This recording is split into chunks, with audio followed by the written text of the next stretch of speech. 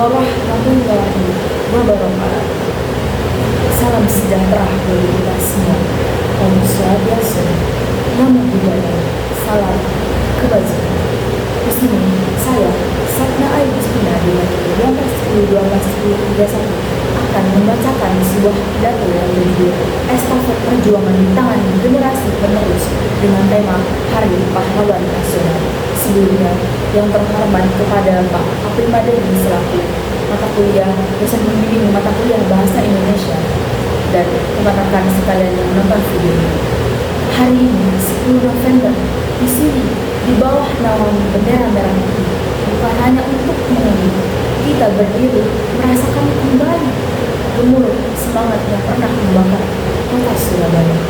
Kita memperingati Hari Pahlawan, hari di mana keringat, darah, dan air mata bercampur menjadi satu demi mempertahankan kemerdekaan yang telah diproklamirkan.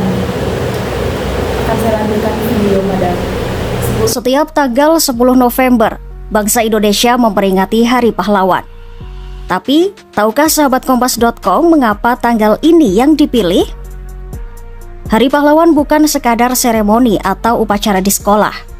Peringatan ini punya sejarah panjang yang berawal dari pertempuran Surabaya, pertempuran besar yang mengguncang dunia pada tahun 1945, hanya beberapa bulan setelah Indonesia memproklamasikan kemerdekaannya.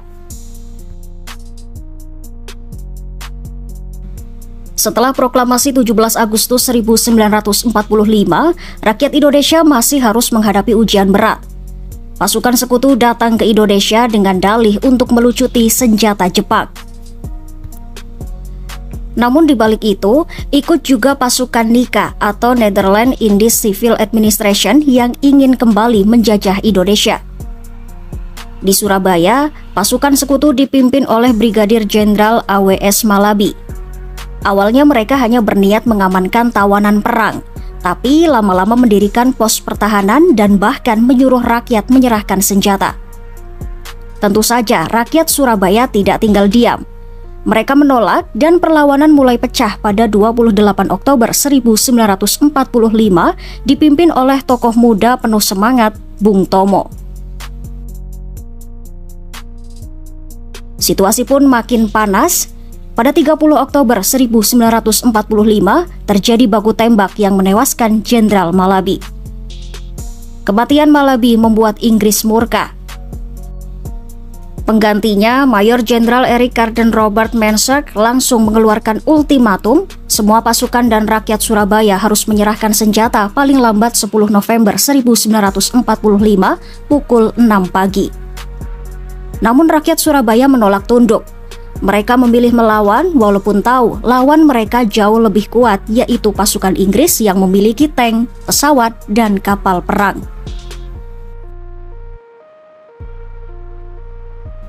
Dan tibalah hari itu 10 November 1945. Subuh hari, pasukan Inggris menggempur kota Surabaya dari darat, laut, dan udara. Ledakan terdengar di mana-mana, rumah-rumah hancur, jalanan dipenuhi asap dan api. Namun semangat rakyat tidak padam. Dengan bambu runcing, senjata rampasan dan tekad membara, pejuang Indonesia bertahan melawan pasukan modern Inggris.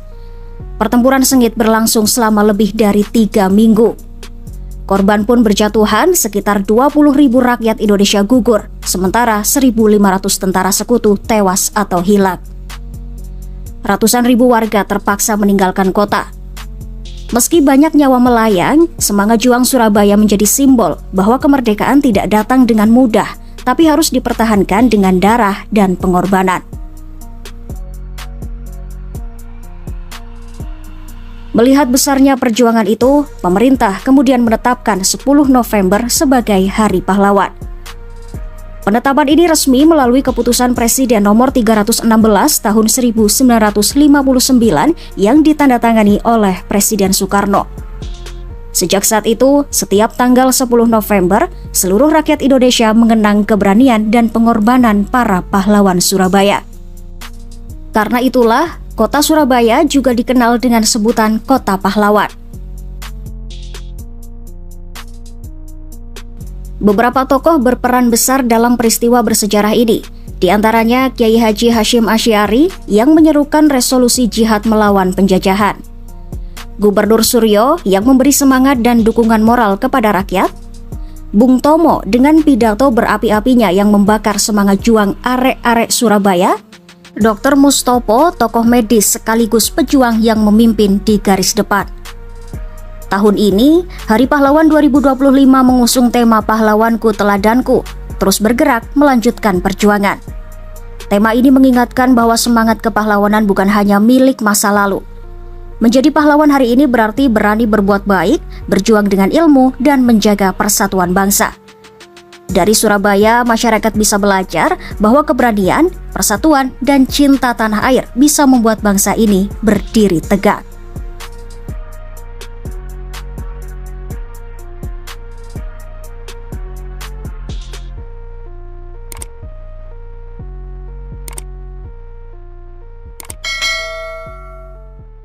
Saya lampirkan video pada 10 November. Bayangkan, di tahun 1945, hanya beberapa bulan sesuai proklamasi, para pahlawan dihadapkan pada ultimatum yang mengancam kebebasan yang baru dilemah. Namun, alih-alih menyerah, mereka memilih untuk melawan.